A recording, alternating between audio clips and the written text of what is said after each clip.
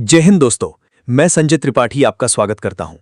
आज की इस विशेष जानकारी में हम बात करने वाले हैं उन मुद्दों की जिनका असर सीधे देश के करोड़ों पेंशनर्स, ईपीएस 95 कर्मचारियों, वरिष्ठ नागरिकों और सरकारी परिवारों पर पड़ रहा है।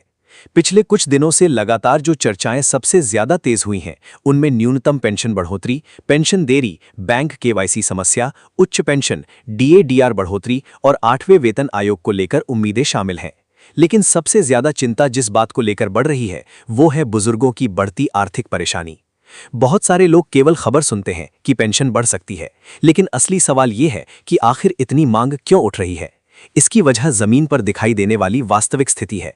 आज गांव से लेकर शहर तक लाखों बुजुर्ग ऐसे हैं जिनकी पूरी जिंदगी की कमाई अब केवल छोटी सी पेंशन पर निर्भर है।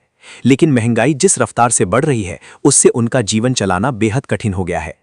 मान लीजिए किसी बुजुर्ग को हर महीने 1800 रुपए पेंशन मिलती है। अब उसी व्यक्ति को शुगर, ब्लड प्रेशर और जोड़ों के दर्द की दवा भी नियमित लेनी पड़ती है। महीने का मेडिकल खर्च ही 2500 रुपए तक पहुंच जाता है। अब सवाल उठता है कि घर का राशन, बिजली बिल और बाकी खर्च कहां से पूरे होंगे। यही वजह है कि ईपीएस 95 पेंशनर्स लंबे समय से 7500 रुपए न्यूनतम पेंशन और मेडिकल सुविधा की मांग कर रहे हैं। लेकिन यहाँ एक और बड़ी समस्या सामने आती है। बहुत से पेंशनर्स की शिकायत ये नहीं होती कि पेंशन कम है, बल्कि ये होती है कि पेंशन समय पर नहीं आती। कई बुजुर्ग महीने की शुरुआत में बैंक बैलेंस देखते रहते हैं, लेकिन भुगतान नहीं आता। कुछ मामलों में बैंक रिकॉर्ड अपडेट नहीं होते, कुछ में केवाईसी अटक जाती है और कई बार आधार लिंकिंग की गलती भुगतान रोक देती है। यहीं पर सबसे बड़ी परेशानी शुरू होती है, क्योंकि बुजुर्ग व्यक्ति बार बार बैंक के चक्कर लगाने की स्थिति में नहीं होता। कई लोग गांव से शहर तक केवल ये पता करने जाते हैं कि आखिर पेंशन रुकी क्यों है, और सबसे दुखद बात यह है कि कई बार उन्हें सही जानकारी तक नहीं मिलती। अब जो अगली जानकारी सामने आई है वो हर वरिष्ठ नागरिक के लिए बेहद जरूरी है। अगर आपने पिछले कुछ समय से अपना केवाईसी अपडेट नहीं किया है तो तुरंत जांच कर लीजिए, क्योंकि कई बैंकों ने निष्क्रिय रिकॉर्ड और अधूरी जानकारी वाले खातों पर अतिरिक्त सत्यापन शुरू कर दिया है। अगर मोबाइल नंबर, आधार या पैन रिकॉर्ड में गलती है तो भविष्य में भुगतान प्रभावित हो सकता है। बहुत से बुजुर्ग यहाँ गलती कर देते हैं। वे सोचते हैं कि एक बार खाता खुल गया तो अब कुछ अपडेट करने की जरूरत नहीं, लेकिन आज बैंकिंग सिस्टम पूरी तरह डिजिटल रिकॉर्ड पर निर्भर हो चुका है। छोटी गलती भी पेंशन रुकने का कारण बन सकती है। अब डिजिटल लाइफ सर्टिफिकेट की बात भी यहाँ समझना जरूरी है। बहुत सारे वरिष्ठ नागरिक अभी भी ये मानते हैं कि हर साल बैंक जाकर ही लाइफ सर्टिफिकेट देना पड़ेगा, जबकि अब कई जगह फेस ऑथेंटिकेशन और ऑनलाइन प्रक्रिया शुरू हो चुकी है। लेकिन जानकारी की कमी के कारण बहुत लोग इसका लाभ नहीं ले पा रहे। अगर आपके परिवार में कोई वरिष्ठ पेंशनर है तो उन्हें यह जरूर समझाइए कि डिजिटल प्रक्रिया सीखना अब मजबूरी नहीं बल्कि राहत बन चुका है, खासकर उन बुजुर्गों के लिए जो बीमारी या उम्र के कारण बाहर जाने में असमर्थ है। लेकिन सबसे बड़ी जानकारी अभी बाकी है, क्योंकि अब चर्चा केवल ईपीएस 95 तक सीमित नहीं है। 8वें वेतन आयोग को लेकर भी उम्मीदें लगातार बढ़ रही हैं। सरकारी कर्मचारियों और रिटायर्ड कर्मचारियों दोनों की नजर इस बात पर टिकी हुई है कि फिटमेंट फैक्टर कितना हो सकता है और डीए-डीआर में आगे क्या बदलाव देखने को मिल सकते हैं।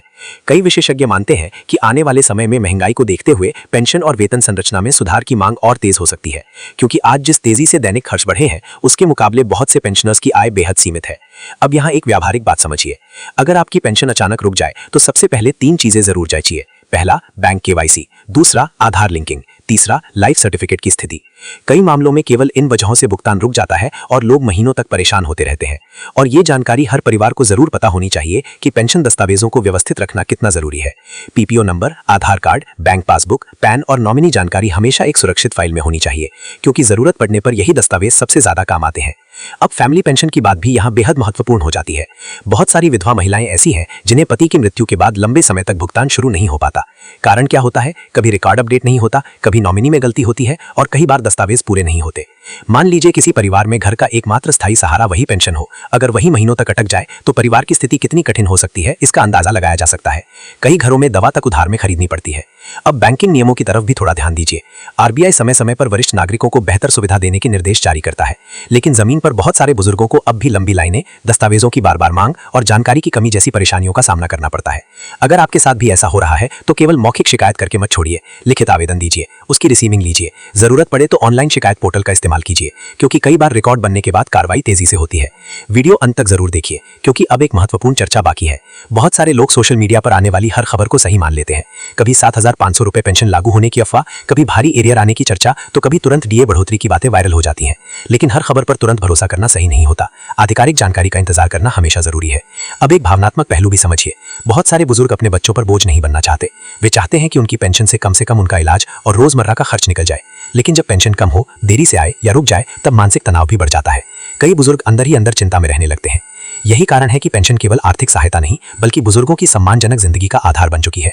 और यही वजह है कि आज पेंशन सुधार की मांग लगातार मजबूत होती जा रही है। और आखिर में एक जरूरी सलाह, अगर आप खुद पेंशनर हैं या आपके घर में कोई वरिष्ठ नागरिक हैं, तो महीने में एक बार बैंक रिकॉर्ड जरूर जांचिए। मोबाइल नंबर सक्रिय रखिए, केवाईसी समय पर अपडेट कराइए और सभी दस्तावेज व्यवस्थित रखिए। छोटी सावधानी बड़ी परेशानी से बचा सकती है। अगर आपको ये जानकारी उपयोगी लगी हो तो इसे ज्यादा से ज्यादा लोगों तक जरूर पहुंचाइए, खासकर उन बुजुर्गों तक जो डिजिटल प्रक्रिया या बैंकिंग नियमों को लेकर परेशान रहते हैं। आपकी एक साझा की गई जानकारी किसी परिवार की बड़ी मदद बन सकती है। ऐसी ही जरूरी और भरोसेमंद अपडेट्स के साथ फिर मुलाकात होगी। नमस्कार।